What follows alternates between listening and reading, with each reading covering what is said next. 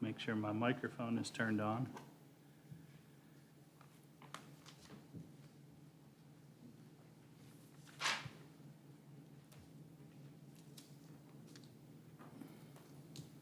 Okay, and as our first order of business, we'll approve the minutes from the April 18th, 2023 meeting. So, motion to approve, is there a second? Second. And a second, any discussion? All in favor? Aye. And motion carries. The second order of business is our public hearing, which is Patty Robinson has applied for a conditional use permit for the operation of a short-term rental on a 0.461 acre parcel known as 362 Swope Road, Danville. The property is zoned R1A. And staff, do you have comments? Yeah, I can run through the application quickly. So the property is at 362 Swope Drive here on the corner of Swope and High Street. As you can see, it's kind of a combo of R1A, single-family residential, and RM3, which is our high-density residential zoning district. And sorry, that's a lot of text. I just pulled it straight from the zoning ordinance, but there's a number of things that the zoning ordinance directs the board to consider when looking at a short-term rental. One of them being the number of short-term rentals that exist within the area. I drew as best as I could about a quarter-mile radius here to kind of see what was within walking distance of the proposed short-term rental at 362 Swope. It looks like there's about 5 existing. There's quite a bit more once you get to the downtown area. Obviously, Center College is down here. I would anticipate that's what they're looking at as their primary use for the short-term rental. But going through some of those, you're kind of looking at the number of guest rooms. The applicant has indicated that they will be renting out 3 guest rooms if the application is approved. That would be 6 guests. I'm not sure if you all are reading that. I won't switch the slide if you're still going through it. Some of them are kind of just standard conditions that you'd look at, parking, etc.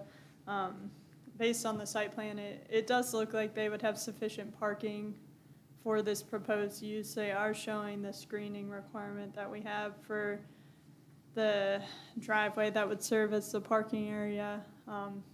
They own this lot, so it's vacant. This kind of is the whole property here. But that's really all I have. Just kind of looking, I would just urge the board to kind of look through that and consider whether they feel a short-term rental is appropriate, whether they don't feel that there's already too many in the area, whether they feel the number of guests, the parking, etc. is sufficient for this particular proposed use. So is there any questions for me? Yeah. Go back one to the slide of the adjacent zoning areas. Yep. Okay. So yeah, mostly what you're seeing, I mean, all these homes really along here are single-family residential, and then there is a multifamily apartment complex here, I believe. Is that the housing? Yes. Yeah. Yeah, it's part of the housing authority here. That's private. Oh, is it? It's private now? Okay, sorry. Either way, it's a multifamily housing unit up within, once you get into High Street, back in there to the north.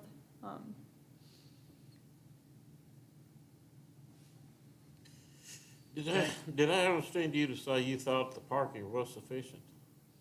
Yeah, based on what our zoning ordinance would require, I think the amount of space that they have with the carport and the 2, I think they could fit 3 cars in there, would be my estimate, but. Oh, Steve's there, so Steve can provide detail on that if you want. Can you go back one slide also? Yep. I just want to point out that, one more maybe. Oh, sorry. Okay. I just wanted to point out also that large parcel that's RM3 is not residential. I think that's comp care. Yeah. So it's I'd- not, it's, It's a more commercial right. use, yeah. Yeah, you can kind of see the building there. It's a more commercial type use, but. I'll let Steve speak on the site plan a little bit. I think he's here to represent the applicant. Hello, my name's Steve Carroll, surveyor here in Danville.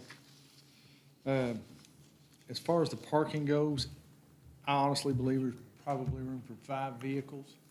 The property line is closer to the edge of the asphalt, and so it actually looks like there's not a whole lot of room. But you can get 1 space in each of the first 2 stalls, and then you can get 3 in the driveway and the carport. There would easily be enough room to put 5 vehicles in there.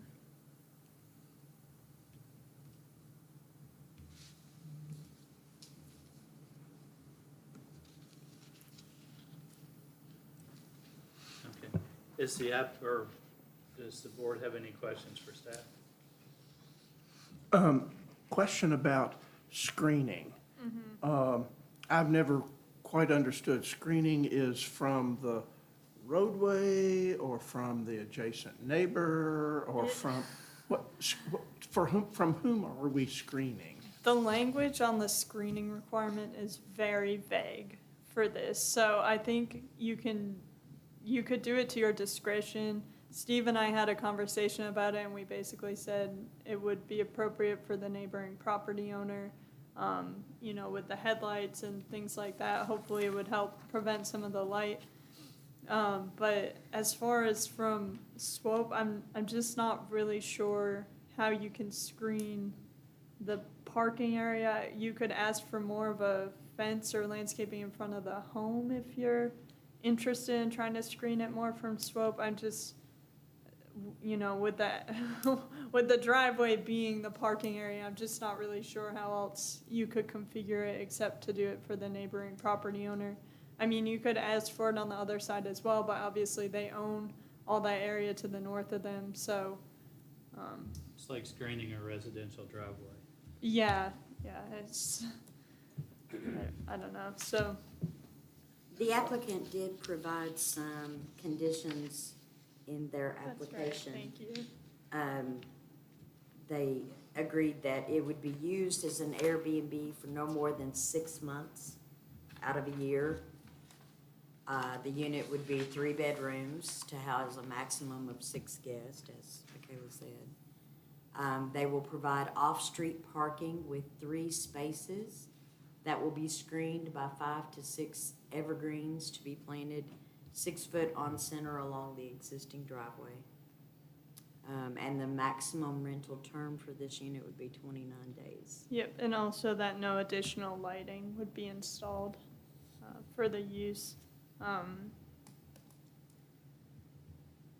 Yeah, so with a conditional use permit, the board has discretion to ask for additional conditions beyond what the applicant has proposed. I would recommend hearing from the public because sometimes they can have suggestions, and obviously they'd only be applicable if you're prepared to approve the application, but.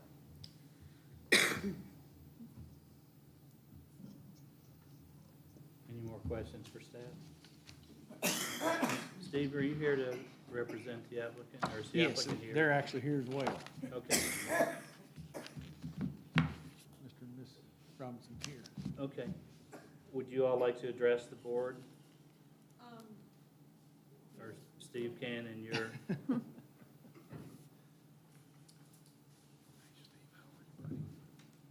Good. I'm Jay Robinson, my wife Patty. and any testimony you give, you'll promise it'll be true and correct to the best of your knowledge? As long as it don't have a mortgage payment attached to it, yes, sir. Fair enough.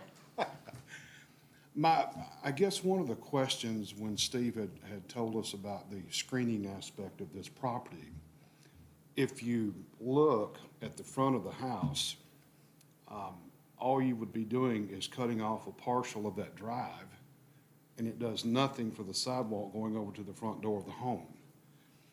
we were asking, would it not be more viable, or with more, maybe a little more common logic, to put shrubbery over close to the property boundary to the next door house, to the next door neighbor? If that would be more efficient in screening than just trying to block out a driveway. Because the fellow who lives in the second home beside of us, he's only home about once or twice a year. I've been coming in and up here for the last 3 months doing some work inside the home, and I haven't seen him yet. So he lives somewhere in the Midwest and only comes in on occasion. It was my wife's father's home, James Bottom. He bought the home new in 1968. He just passed about 9 months ago, and we decided to purchase it for a couple of reasons. One is to maintain it in the family and to have family gatherings throughout certain times of the year, and then perhaps use as a short-term rental, if you all see fit, to help pay for mortgage and insurance and things of that nature. So again, our main, I guess, question is about the screening aspect. We're okay with, all the other conditions that lay out before us, but just wondering if it would be a more wise idea or suggestion to put shrubbery over at the property line to the next door neighbor, because there's no one on to our left for the vacant lot. That's it. Okay. Thank you. Are there any questions for the applicant? And we did hear from that neighboring property owner. I put a email in front of you all, and I can read into the record if you would like me to, Mr. Chair, but it basically just outlines some of their concerns with this application, so Let's wait till we get to, public comment. yeah, and then I'll ask you to do that. I just have one question. Do you all live locally? No, our primary home is in about 30 miles west of Nashville, Tennessee. Okay. Is there someone locally that would manage it or oversee it if there's a problem? We've got a nephew who lives in Perryville, Okay, who's going to keep an eye on it and go in and service anything that needs to be services for us. okay. So there is some local control. Yes. Any other questions? Is there anyone here to speak in favor of the applicant? Anyone opposed to the applicant? Okay, if you would go to the podium and please state your name and promise that any testimony you give will be truthful and correct to the best of your knowledge.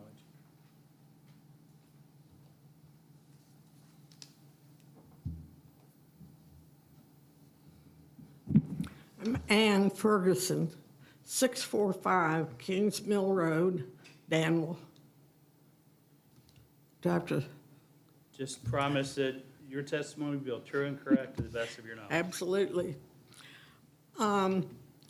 We speak from experience with short-term rentals in our neighborhood.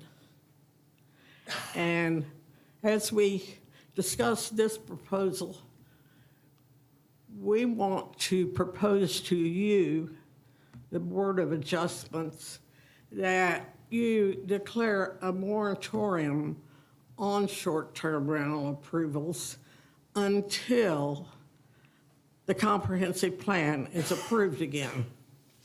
That plan is in process. The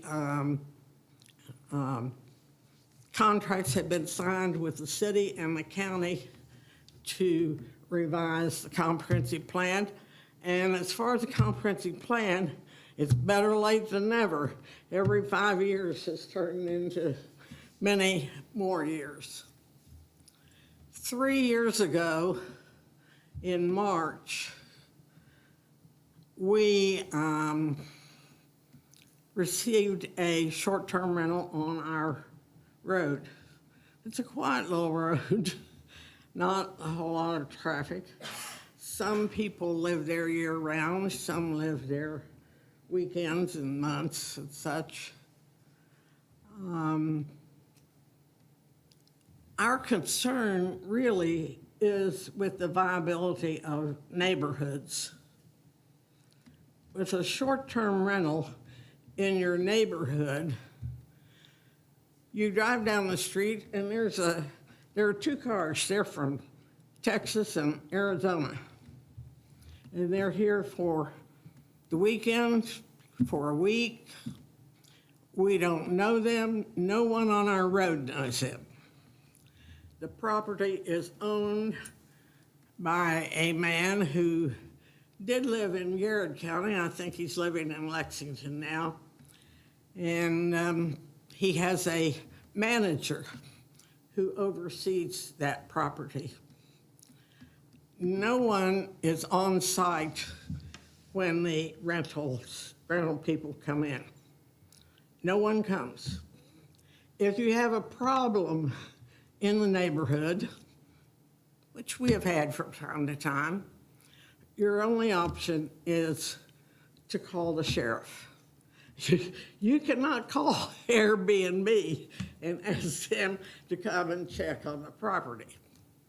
And it's difficult to get in touch with the manager at certain times. We have some very good neighbors. For the first time, we've been there 25 years, I guess.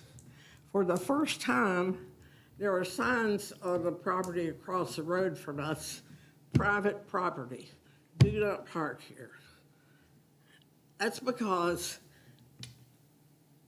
there's not sufficient parking. And people will drive across and will park on other people's property. 2 months ago, our neighbors who walked their dogs on leashes twice a day walked past this house, and 2 dogs that were loose charged them. It's not very good. So what do? Do you call the sheriff? Do you call the dog warden? There's nobody there. At the height of the pandemic, we were warned not to travel to Tennessee, Florida, Indiana. But those license plates showed up on our road. And that was not, Charles was particularly distressed about those cars coming in when we weren't supposed to travel in those states, but here they were on our property.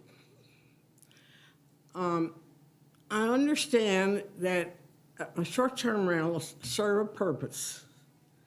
I have heard enthusiastic comments from Center College parents and other people who come in, and they're very reliable people. And then we have had others. So there's no control.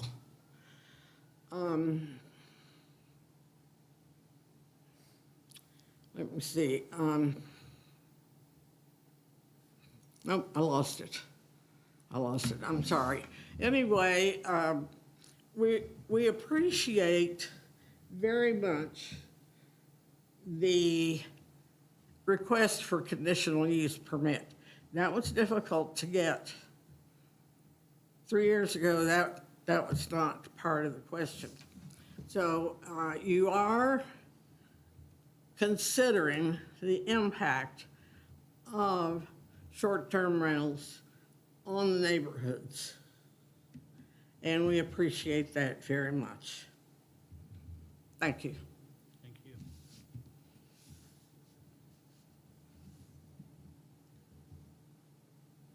Is there anyone else to speak in opposition?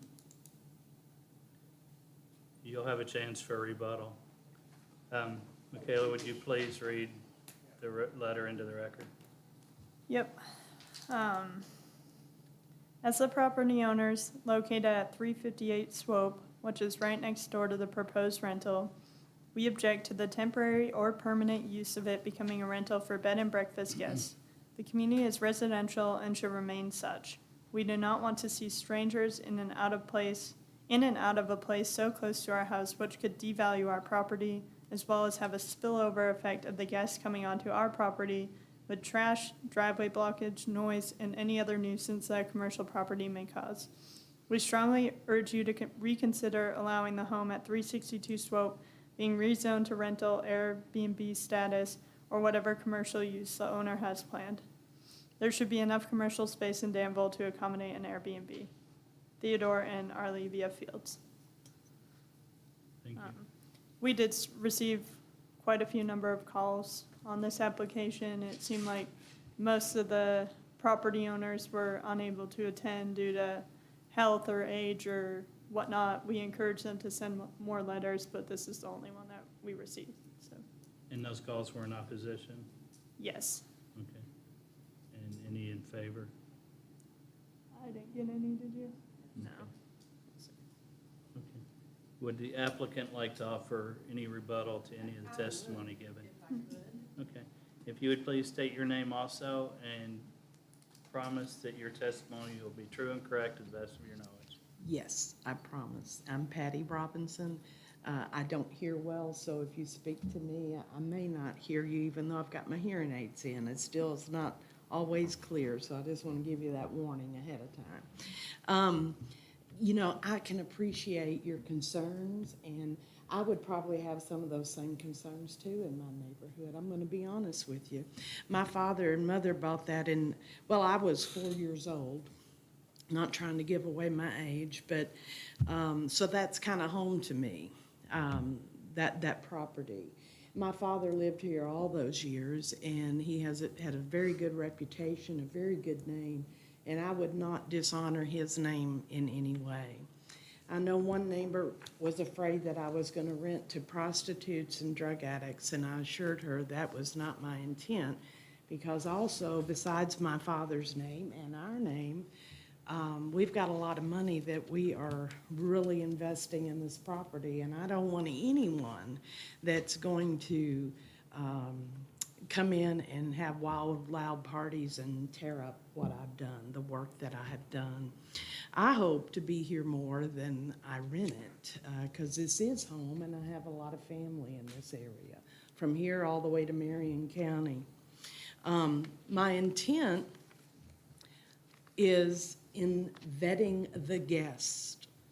I will ask a lot of questions and be very nosy with the people who are applying to stay there, because I will ask why they are visiting Danville and just all kinds of various questions to know who they are and what kind of people they are.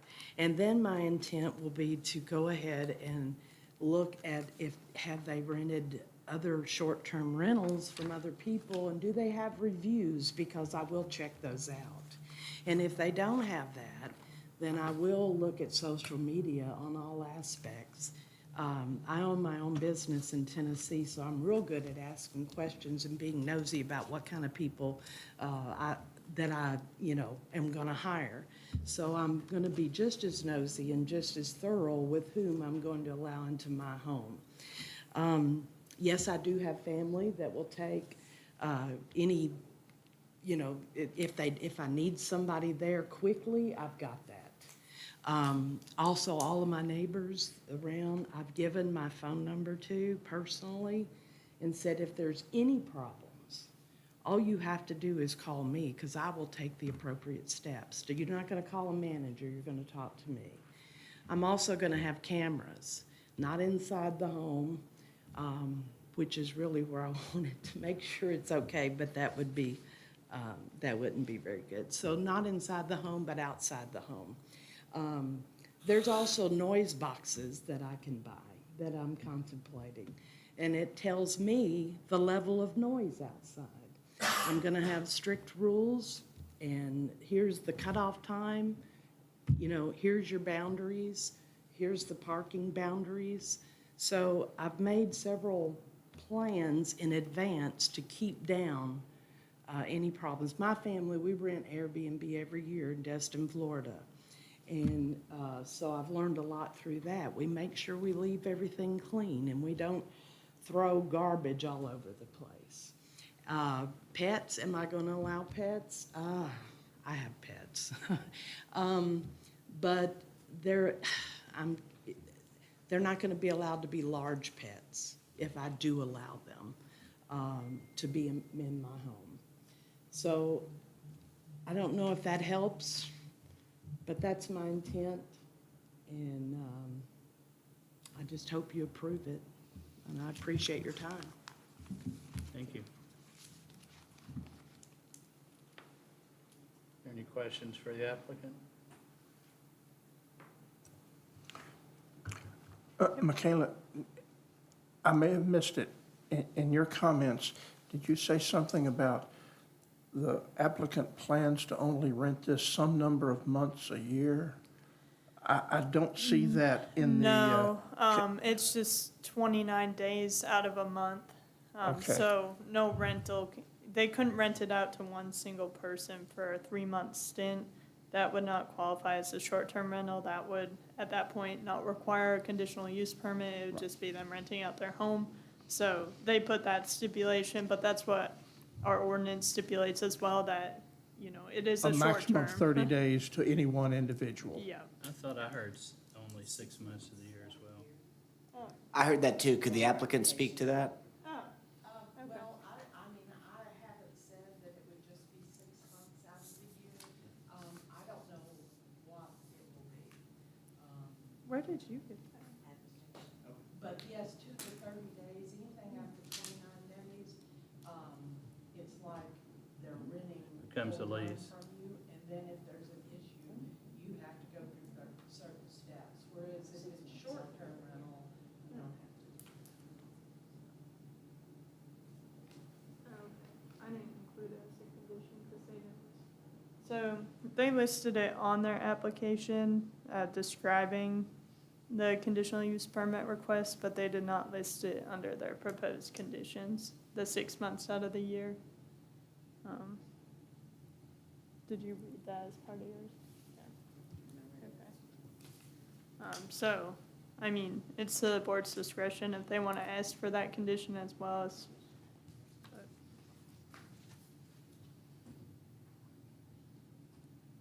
Okay, if there's no further testimony, we'll close the public portion of the hearing and the board will deliberate.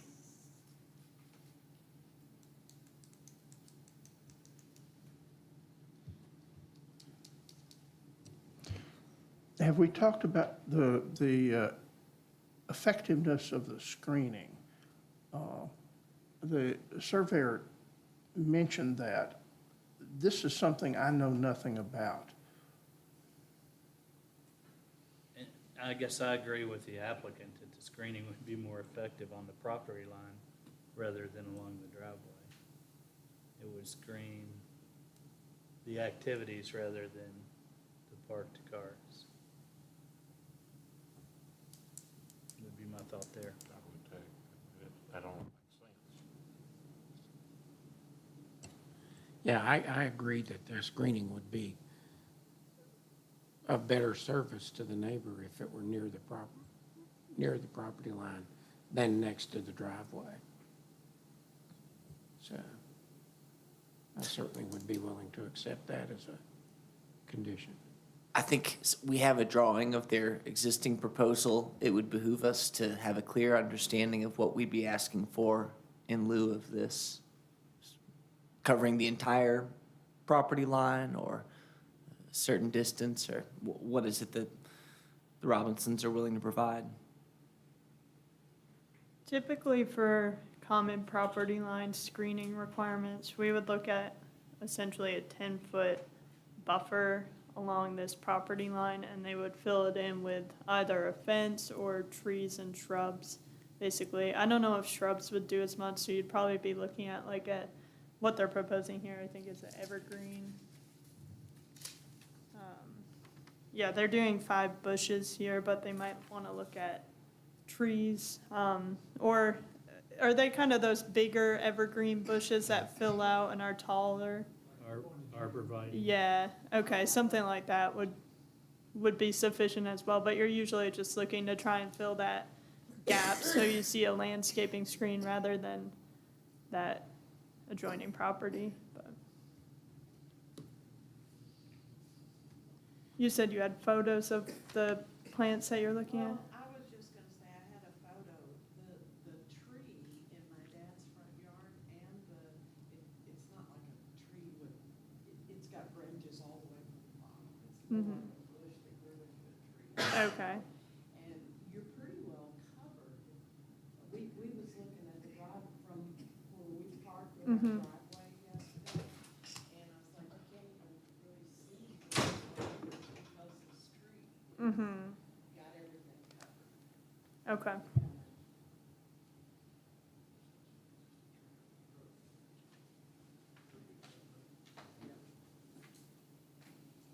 She asked for a fence instead of Pardon? should you ask for a fence? You could, we could. But should, I'm on a personal opinion. People can't walk around a fence like they can for a bush. I think that would be, Mike is asking if we should ask for a fence. I think that would be more effective screening. I think so.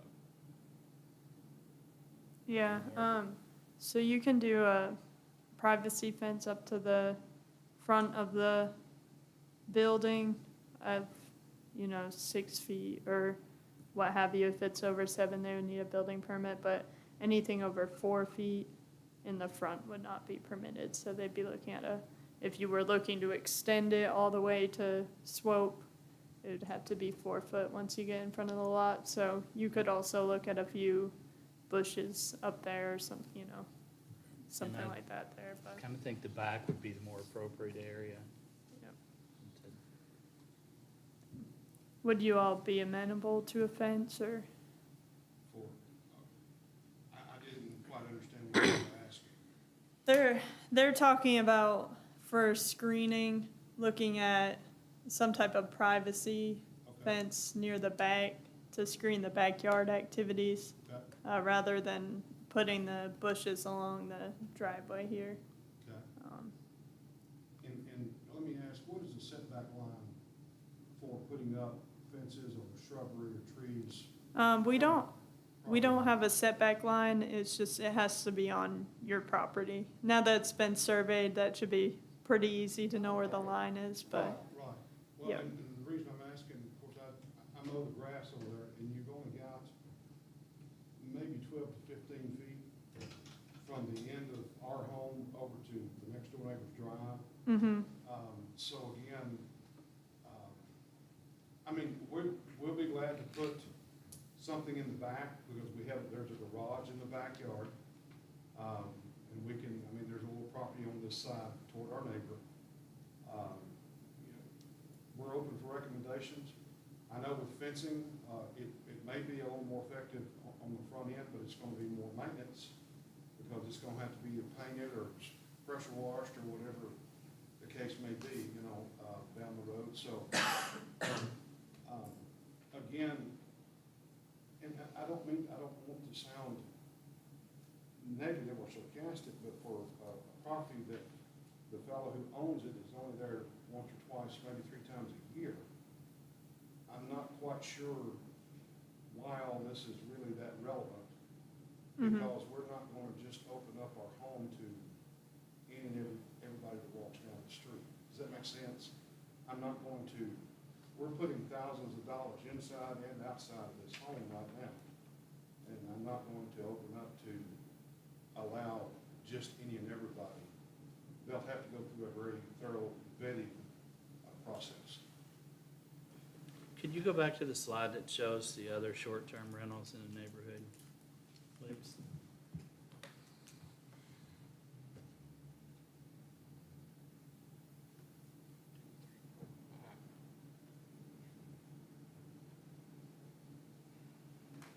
And then the slide that shows the zoning around.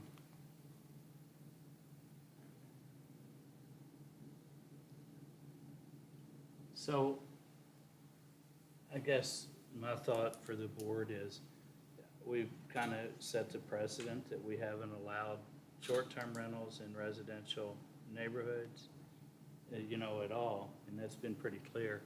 This one seems a little different, though, to me, that it only borders one R1 property. The rest is already high density or in the effect of ComCare, pretty much commercial.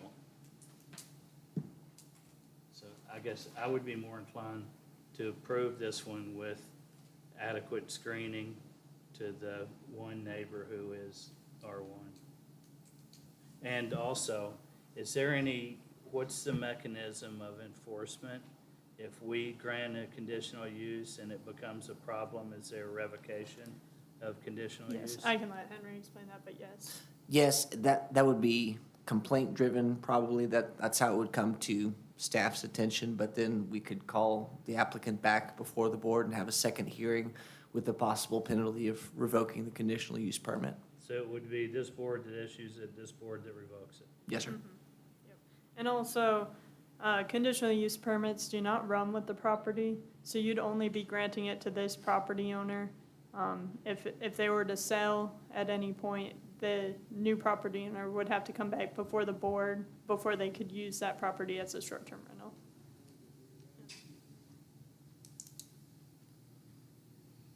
What do you all think about that? Probably a fence in the backyard?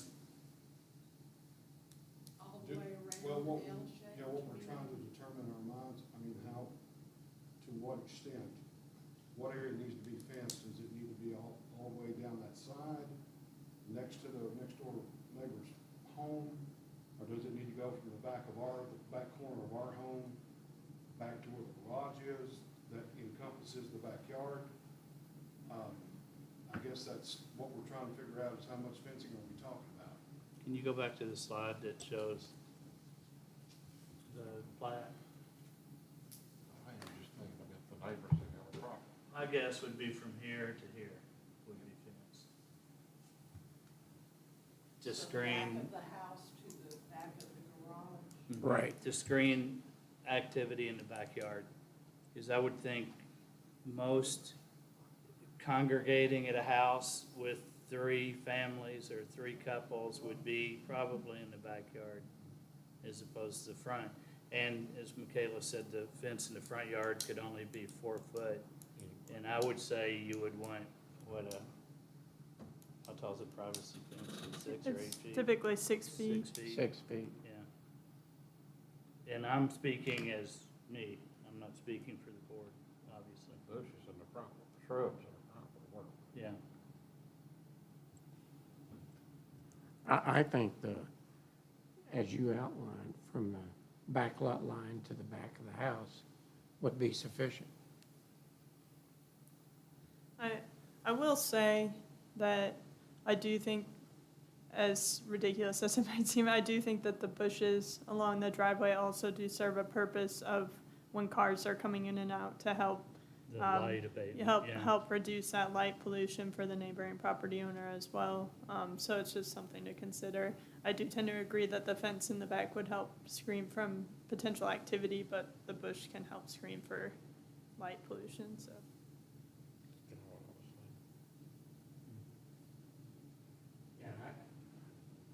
I'd go along with adding the fence as an additional requirement beyond the shrubs. And the shrubs would be included. Preston, what are your thoughts? My thoughts were that the bushes in the front were kind of silly. Yeah. So- And I get that, I do, I mean, yeah. But if the applicant has already agreed to that, that's what's on the table. Yeah, yeah.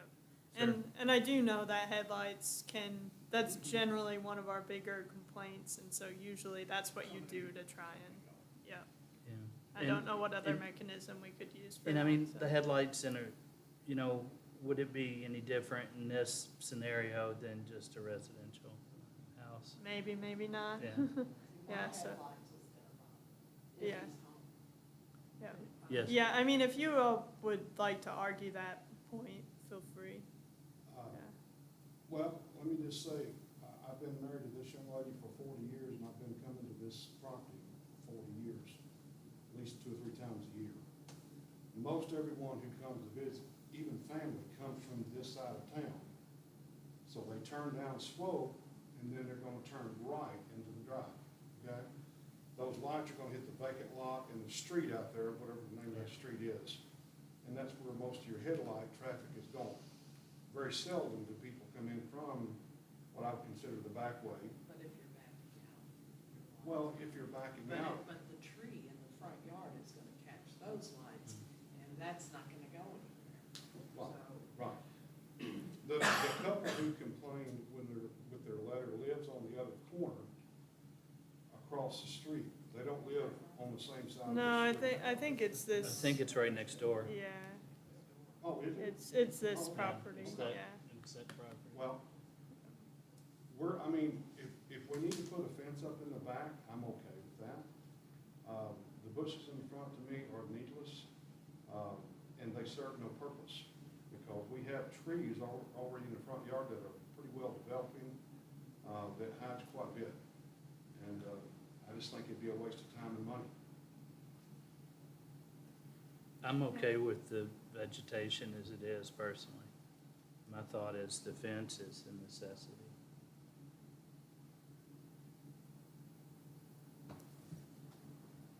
Any more comments or discussion?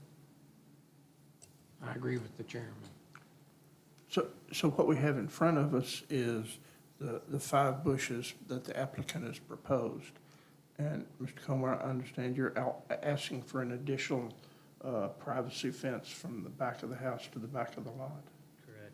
And those bushes are already in place, right? Those 5 bushes? No, they were proposing them. Oh, okay. So I think okay. if you all want just to forgo the bushes, you would change the proposed condition to add a 6-foot privacy fence from the back corner of the home to the back property line on the south side. And Okay, then- I misunderstood. I thought those bushes were already there, those 5 bushes. Do they need to be? I don't think so. Oh, it's a tree Okay. like that. Is there any more discussion? Is there a motion? Oh, go ahead. And Mr. Hill is actually helping you craft a motion. I appreciate that.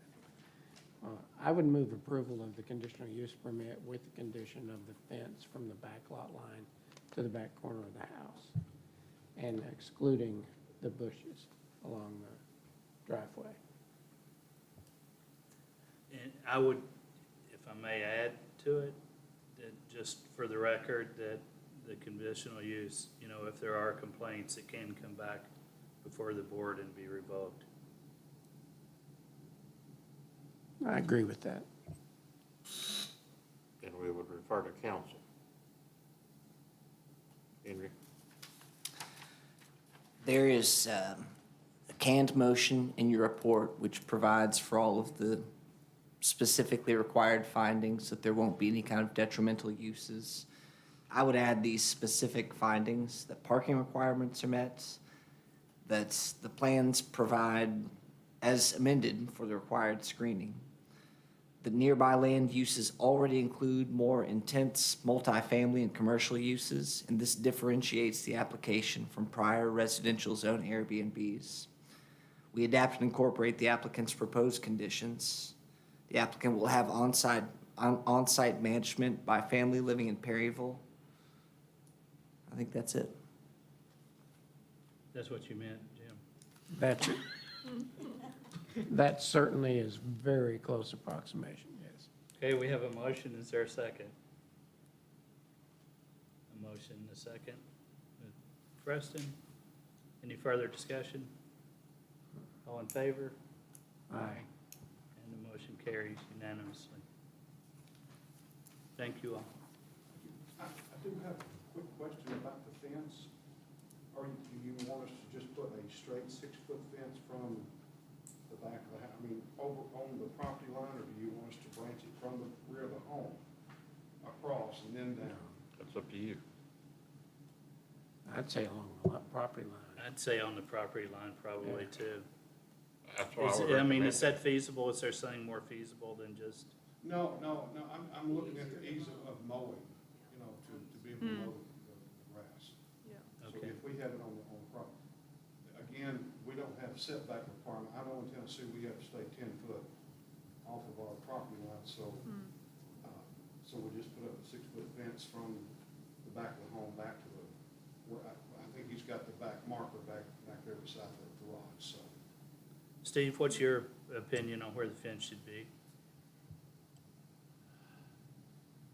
I think if it serves the purpose of screening the two backyards from each other. Yeah, you're not trying to lock something in the backyard from some point in time back into the house or anything like that. No. I was gonna say most fence rings, it's either the front or the rear corner of the house. Usually can't go past the front at all. Mm-hmm. So, just because of driving visualizations. Well, I would only comment that my neighbor put in a fence all the way around their back lot, the back of their house. And they put it in 3 inches on their side of the property line. And I mow the 3 inches and they mow the rest. If we were to install a fence around the entire backyard for our pets to come with us, do we have to come back for a special No. permit for that? Nope, and as long as it's under 6 feet, you don't need any kind of permit, you just can install it, just make sure it's on your property. 6 feet tall? If it's under 7 feet, you're not required to get any type of permit, but if it's over 7, then you do, so. Whether it's wood or chain link? does it Yeah, matter? I think for the purposes of this, they were thinking wood, because it's a privacy fence, so just for that one line. Right, I agree, Yeah. but I'm thinking about down the road here, if we bring our pets and decide to move in, Yeah. we're gonna need a spot for our pets. to Yeah, if stay. you want to do chain link for the rest of it, that's to your discretion. Okay, Yeah. thank you. You all are gonna need to apply for a change of use zoning permit with us. It's basically just a simple application, a $75 fee. And then once that's approved, I know, and then once that's approved, you've got to display that permit number on the Airbnb or, whatever website you use to advertise the short-term rental. You'll need to advertise that on it. Yeah, yeah, that's fine. Just whenever you all are ready to get going, which would be after the fence is installed. No, just before you advertise, just come and see us. It's called a change of use zoning permit. You can just call our office and we'll get you set up, but.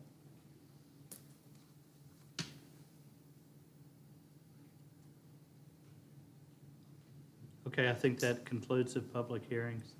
Is there any old business? I want to go back to the insight about our comprehensive plan and how we're going to involve the community in guiding this important document.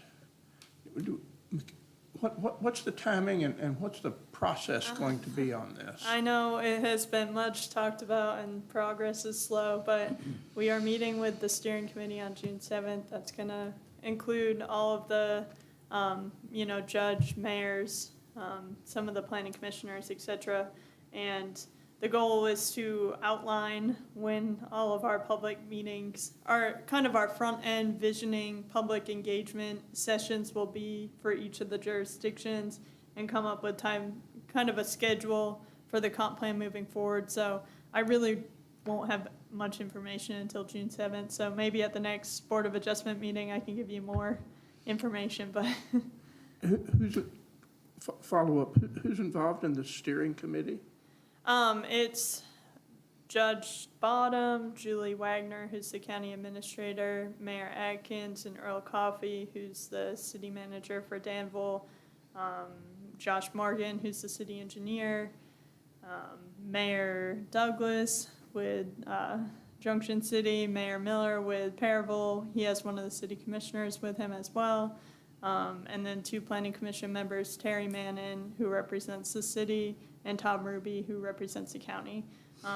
This is really more intended to be kind of like a advisory committee to help, schedule out meetings and spaces and things like that, and go over the timeline and kind of keep things on pace. It just gets everybody in the room, but that's the intent of the steering committee. It's not really it's more of a staff level type of use of it, but It's a staff effort. yes. Now, that makes perfect sense, and I guess my point would be to be sure we have more than adequate opportunity for the community to be involved. Yes, And that absolutely. as that planning goes forward, that we reach out to all of the important constituencies.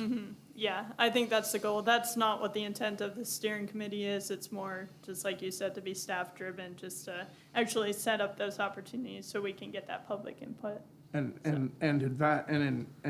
take into consideration my suggestion that as they set up that timeline, it is adequate for all these constituencies to be heard. Yeah, and hopefully it will be. We'll be doing the best we can. Obviously, Lisa and I are staff at two, but the ad will be a great assistant to that, so. And so the overall timeline is 3 months or 3 years? Oh gosh, not 3 years. No, I think the public engagement portion, I would anticipate the first chunk of it to be several months, and then we'll kind of take all that visioning input, and then the ad will take several months or however long it will take them to gather all that information, start coming up with drafts and stuff, and then you usually take it back out to the public once you have more concrete examples. So you kind of do the upfront stuff, and that's more of the broad discussion, and then you bring it back once you have some more detailed information, and then they can start commenting on plans and drafts and things like that. And then it will go through goals and objectives. We'll go through each of the legislative bodies, which will give people a chance to comment on that, and then it will go through planning commission for goals and objectives and the final plan as well. So, and we're going to be doing a website. We'll be advertising as much as we can, so we hope to have online interaction as well, as far as like surveys or interactive maps, things like that. So we're going to be trying to do as much as we can to get as much public input as we can, but An iterative process. yep. Thank you. Yep, so, but again, it's the ads effort that's gonna be outlining this schedule, so I think we're gonna try and outline that at the June 7th meeting, so hopefully at the next meeting, I'll be able to give maybe a little bit more of an update. And you have experience with the ad district and the quality of work they've done in other communities? Yep, Very good. I worked at the ad for a year and a half, so. Okay, is there any other old business? I have none, Any new business? I have none. Ooh, mine might have been new. We'll let you slide this time. Is there a motion to adjourn? A motion and a second? I assume no discussion, all in favor? Aye. We stand adjourned.